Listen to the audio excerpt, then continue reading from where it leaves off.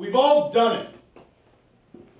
Broken a vase, fucked up a friendship, cheated on a lover, but Judas, he didn't take anything irreplaceable.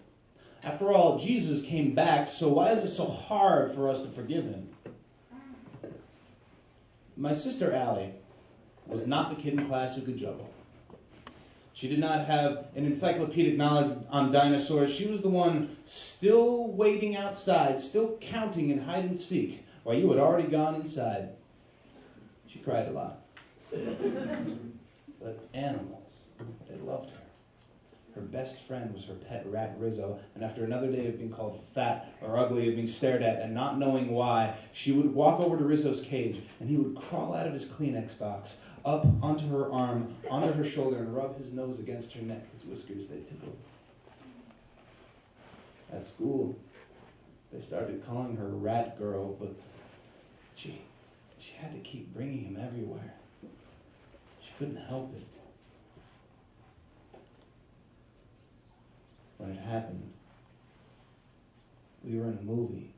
It was summertime. We had to leave him in the car. On the ride home, Rizzo didn't crawl out to greet her. Confused, Allie stuck her hand into the Kleenex box only to pull out his stiff, dry corpse baked from the heat. She screamed at my mother to turn on the air conditioner, held his body in the wind after rolling down the window, but we buried him in the backyard in a cardboard box. It was quiet. We said that we'd miss him.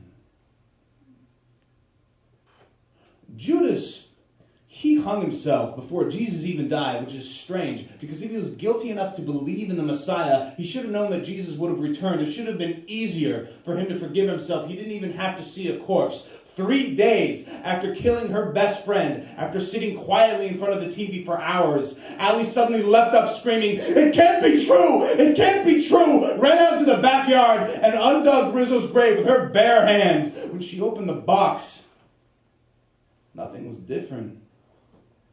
Crying, she held his body to her cheek, dirt in her fingernails, apologizing.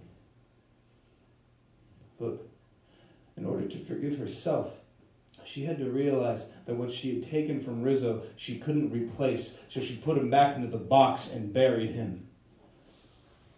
She had to bury him for the second time.